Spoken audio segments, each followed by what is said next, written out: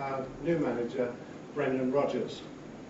Now I have to say that the process of choosing a new manager was very well orchestrated, and I have to thank Nick Hammond for doing an incredible job in terms of putting the candidates together and so on. We interviewed quite a few candidates, but by head and shoulders, the best candidate we did interview was Rodgers.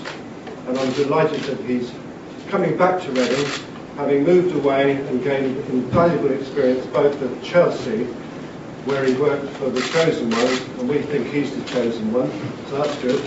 And then obviously going on to Watford, where he honed his skills as a manager in the Championship. So we really do believe we got the pick of the crop and the best manager for Reading. And he knows the Reading way. He's familiar with everybody that is involved with the Reading Football Club. He's an outstanding candidate, and I think this is a very good time for him to come back. And it's a new era, and we're all incredibly excited about Brendan's role here at Reading Football Club. So welcome to Reading, Brendan, and I'm delighted that you've taken up this appointment. So, ladies and gentlemen, I think we'll leave it open now if you should, as usual, ask your questions. Brendan, what does it mean to you to come back to this club and coming back home? It's a very special football club. You know, I've been in association with Reading since I was 13 years of age. It was the reason why I came to England initially at 16. So that's a fantastic club. I've seen the growth of the club over the last 20 years with the guys here, which have done an outstanding job, and they've made the job, as I said, too hard to turn down, because it's a Premier League club now. So I'm very proud to be sat here as the manager today and of what is a Premier League club. What have you learned since being away from Reading at Chelsea and at Watford as the main role there? Chelsea was a great experience, and I wouldn't be probably sat here today if I didn't have that, because I had to earn the right to work with top players in a world-class environment. So that was a great experience for me. I moved to a very, very good club in Watford, which I was never, I wasn't crying to leave. It's a terrific club, but this was an opportunity for me to, as you say, to come back to where my roots and become probably only the second manager in history to hopefully take them into the Premier League. So that was just too good to turn down. So I've learned many things. I haven't just arrived, even though I'm 36 years of age. It's been 15 years that I've been educating and as I said, learning my trade. So I was very thankful for Watford, and I will always will be, because that will be always a part of my story, even though it was a short period there. I like to think that I've left the club. And obviously there's sadness involved always when you leave a club, but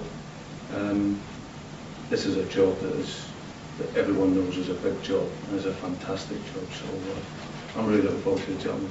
3-year contract. You'll be expected to get the club back to the Premier League within that 3 years. How big a challenge is that, and how big shoes is it to fill following Steve Coppell?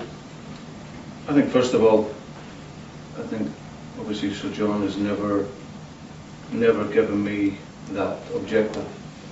My own personal ambition, I'm from the town, I've lived in the town for over 20 years, so I feel it my duty to want to take the club there. The chairman has asked me just to be Brendan Rodgers, which is to obviously work with passion and commitment and work with the people, which is very important. So, but my own ambition is obviously to work at the very highest level, and there'll be no prouder man and excited man to bring the club back into that level. So I'm really up for the challenge, and that's my ambition. Jose Mourinho headhunted you from Reading here, brought you into the Chelsea setup. Someone high placed at Chelsea joked to me the other day that you're seen there as the son of the special one. What have you learned from Jose working with him that will benefit Reading? Respect. He was a guy that I learned many things from, but probably the biggest thing was respect. He respects people. He's a fantastic coach, but having known him, he was a better man. And a couple of weeks ago, I spent a couple of days with him in Milan. So, one of the biggest things I got from him was respect, and I always respect people. I respected the people of Watford while I was there. Terrific club. But I've come to what is a big, big club, and I will do my very best and give my life now to the club to bring it back success. So I can't wait. Before you took the Watford job as the manager, people said outstanding coach.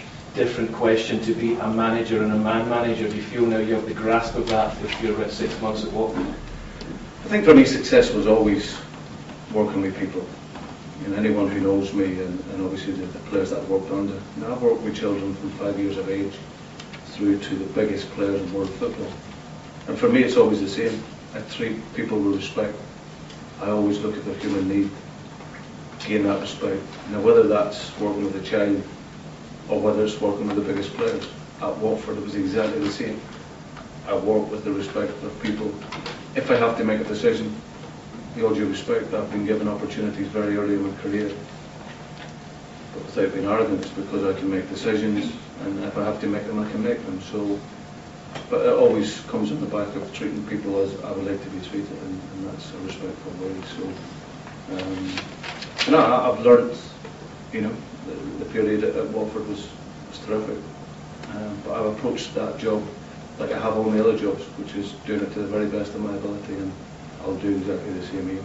Sir John, why was Brendan the outstanding candidate, and how many years would you be given to get the club back to the Premier League? Well, Brendan has already answered that. He'll do it just as soon as he possibly can. But I think that you go through the due process, and as you so rightly point out, there are big shoes to fill with Steve Coppell. However, I think that Brendan's credentials and the fact that he's had all that experience, gone away, if you will, honed his talents at Chelsea, and then gone on to Watford, where he did a very good job this past season. And well, you speak as you find, and as I say, we know Brendan. It's not as if we're dealing with an unknown quantity. So the choice, and he interviewed incredibly well with the ideas he has for Reading Football Club and so on. It really was just very easy for us to welcome Brendan back to Reading Football Club, and we've heard his enthusiasm for the club, and we all share that enthusiasm. So he knows about the Reading way, he lives in the town, and so on and so forth. He's closely knitted to this area, and we are a community club after all said and done. And I am delighted that he's taken up Gauntlet, and I think he's going to serve us incredibly well, and the Reading Football Club and the local area. Brendan, just what do you feel this club is capable of?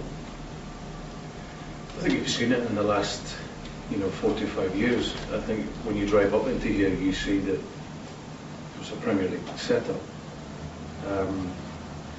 Obviously, for many clubs that have been promoted from the Championship and they've gone into the Premier League, it's deemed heaven for most, and for a lot of clubs it's actually been hell. I think you see this club has been managed incredibly well over the last 15 to 20 years, and that's what puts us in the state it's in today, which is a club that's run on real sound business principles and will always support and give the manager an opportunity. So the aim is obviously to be a sustainable club in the Premier League, which nowadays is very, very difficult. But my ambition to come to here is to be exactly that. People will talk about promotion, but for me the objective is much more than that.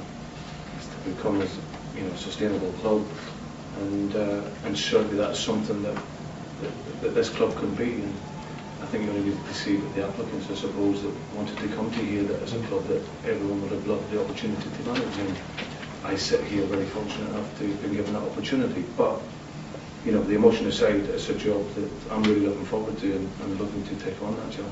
What kind of legacy is Steve Coppell left on? For me, as I said, I had experience with Steve. I was here a short period of time when Steve came in, and then obviously I moved on to Chelsea. I'm replacing here a great coach, a great manager, and I think obviously very important to me, a great man.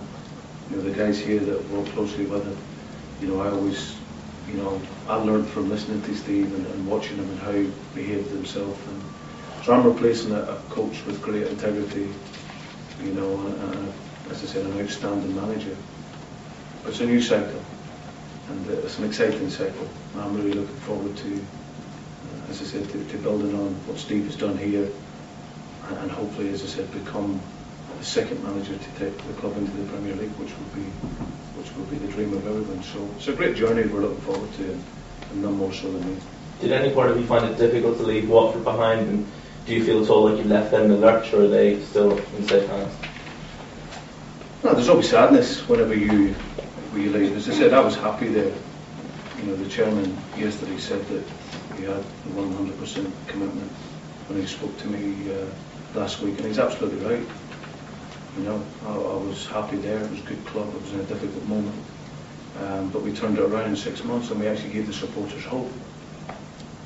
But then the approach came in only on Friday from Reading to Watford, and obviously once that approach came in, and obviously the chairman discussed it with me about Watford, then I had some thinking to do. I wanted to speak with Reading because, of course, I know the club.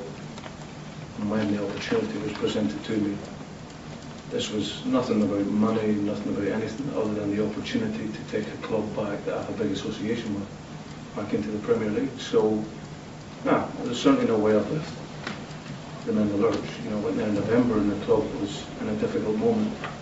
We were able to galvanise that, change the football and philosophy of the club, and obviously finish off in a position which was very creditable to where we were when I first walked in.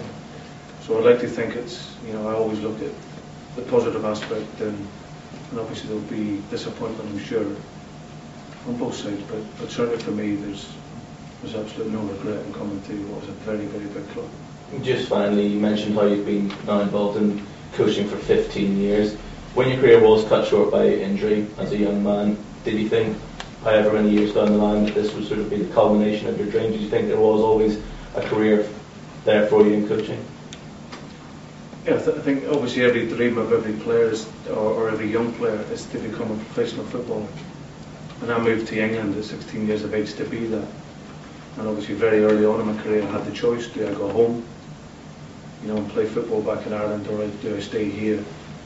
And the decision was very simple. You can't become a footballer. The best possibility other than being a footballer is to be a coach. But I knew that I couldn't just walk into it. It was something that I needed to learn my trade.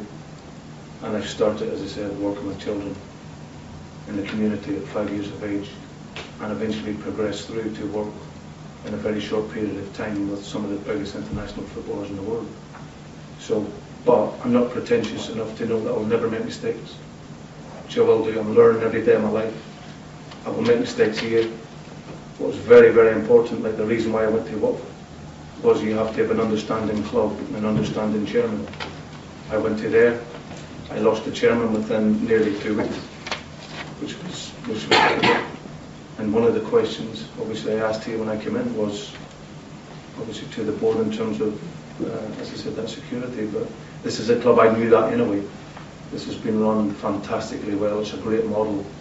I know from many clubs, and even when I was at Chelsea, looking from the outside, looking in, the reputation that this club has gained in particular the last 5 years, is right up there. So no, it was a process. When I left Reading, my departing comment was that one day I would come back here as manager. Maybe a wee bit, as I said, tongue in cheek, but I always had to believe it in myself, because I'm very ambitious. You know, people who know me, you know, I was involved at Champions League level at Chelsea, and maybe get there one day we're ready. Because your playing career was cut short by injury at 20, mentally, has that given you more of an ambition to make it as a coach? Absolutely.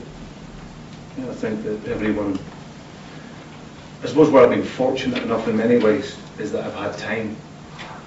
You know, I look at some of the guys now, like Alan Shearer, and obviously I speak to Roy Keane a lot, and these are guys that were top players, and then they're thrust into it, and they've done a terrific job, you know, when they've done that.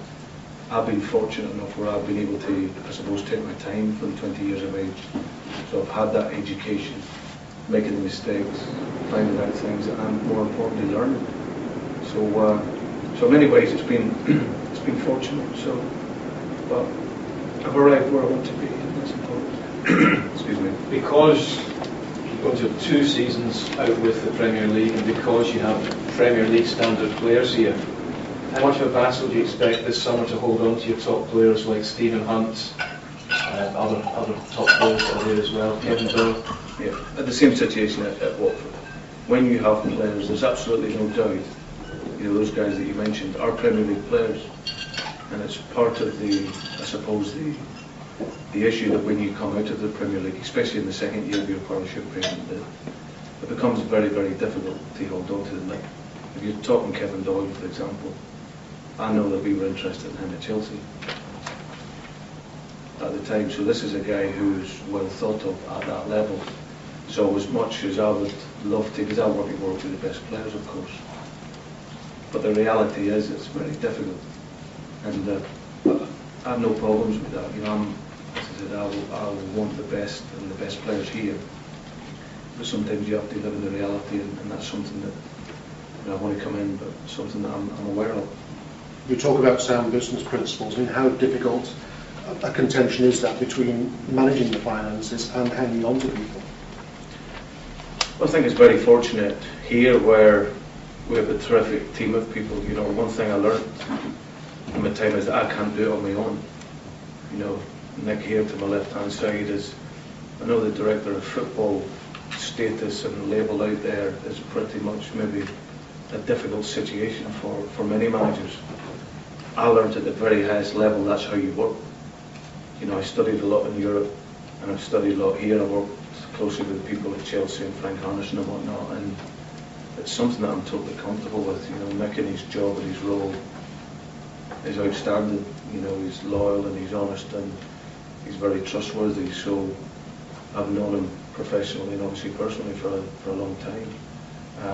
And then on top of that, obviously we have our chairman, Nigel and Ian. So this structure that has been in place, it hasn't built this club. What you see today isn't a result of just the last couple of years.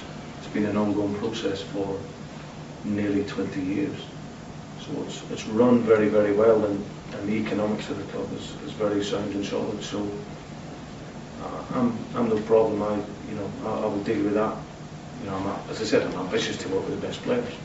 However, you always have to understand the reality, and we will always try and get the best players here that we possibly can.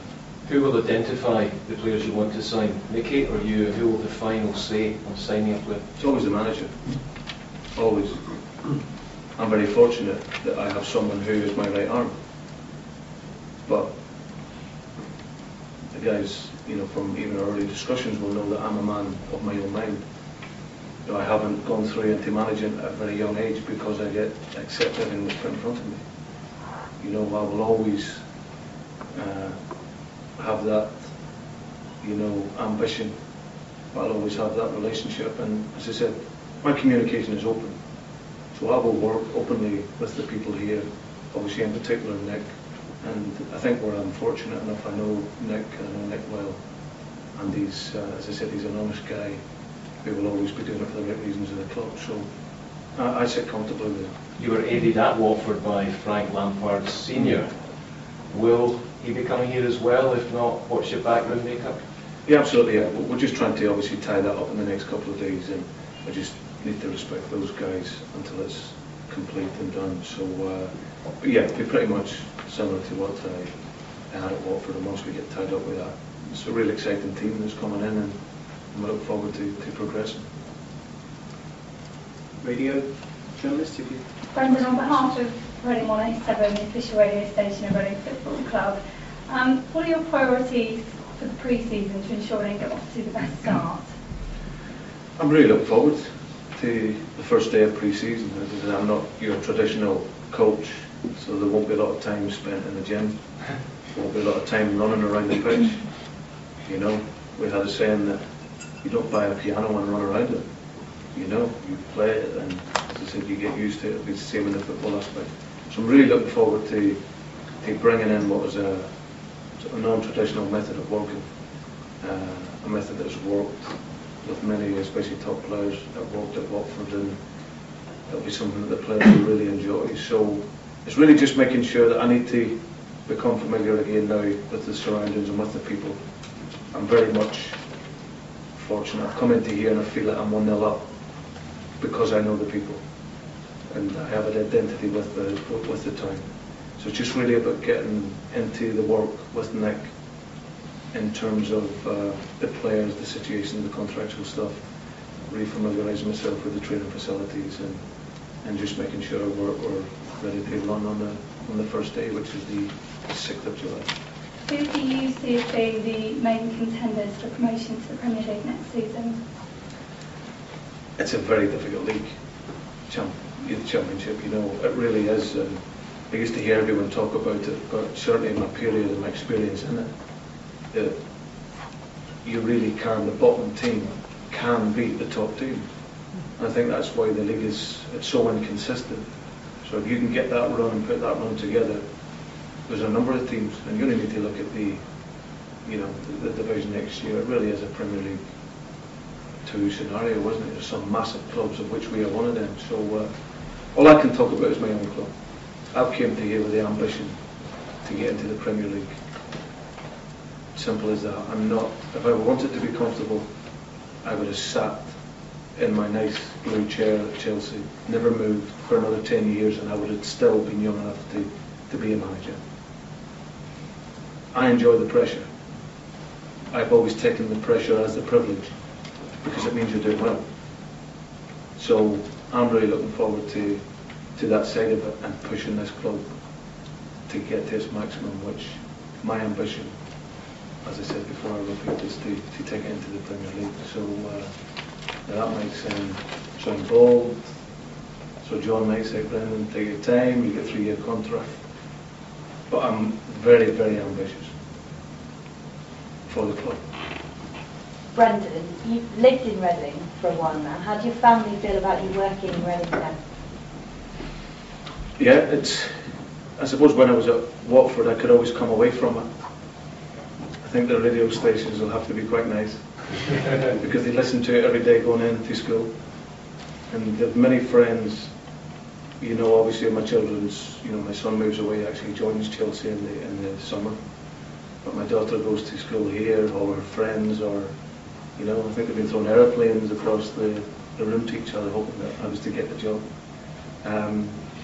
But no, it's obviously a proud day, but I also, when I take the emotion away, I have a job.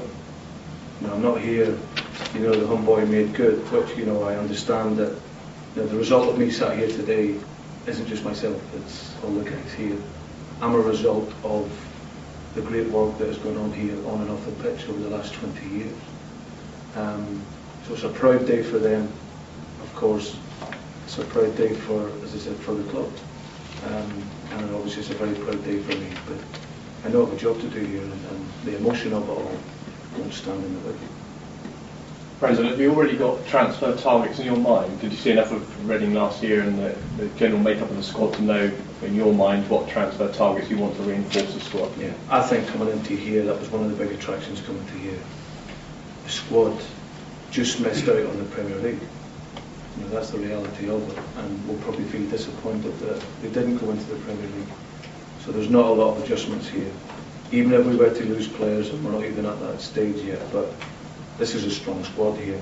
But as always, we would like, you know, to look at one or two things that will help and aid the squad that's here, because fresh faces is always good as well, to renew the motivation of everyone. So it's something that I'll be looking at. I know the squad well. It's a very, very good squad. Even if there was no one to come in, it's a squad that can challenge and be up there. But it's something that we'll iron out over the course of the next week or so. Have you spoken to any of the squad yet since joining, or is it too early yet? I haven't, no. I haven't. It was the case of showing the respect to Watford. You know, I spoke to a number of the players of them because they were fantastic for me in my short period there. I had to give the respect to them before I speak to any of the players at Reading. Now I'm officially in the post. I work closely with the players. As I said, I'm a manager that's not sat on a high horse. I'm a manager that after a couple of weeks will feel the spirit and bond together. And I'm really looking forward to working with the talent that's here. Will you be picking the brain of Steve Coppell at all? We have a conversation with him about his experiences at Reading. Yeah. Maybe you've already done that. So I don't know. Absolutely. No, I haven't done it yet. You know, I'm very much obviously a man of my own ideas, but I do like to speak to good people. I have one or two mentors that I would speak to regularly. But certainly Steve is a guy that has transformed the club. An outstanding manager.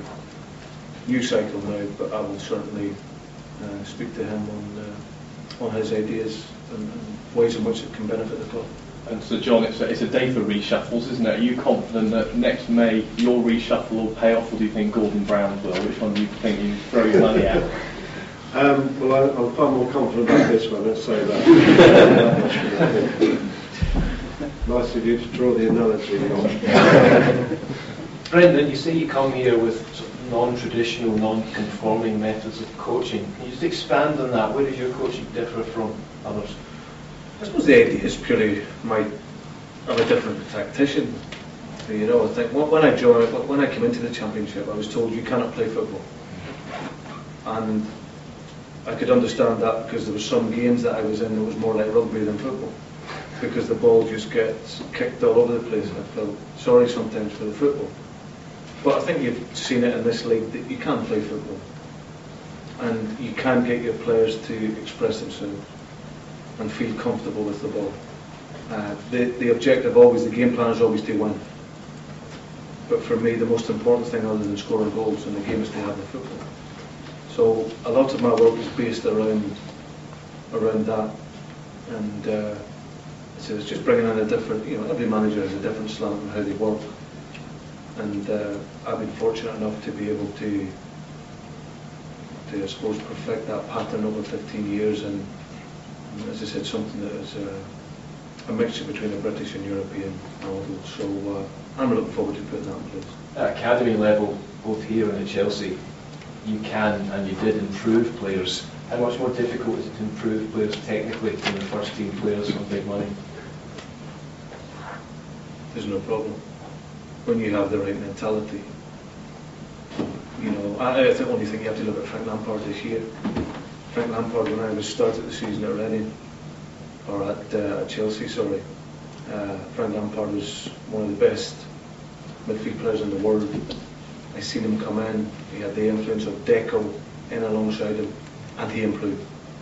I could see visibly the improvement that he had made, and even though he didn't get recognised a lot this year, it was actually one of the best seasons that he's had.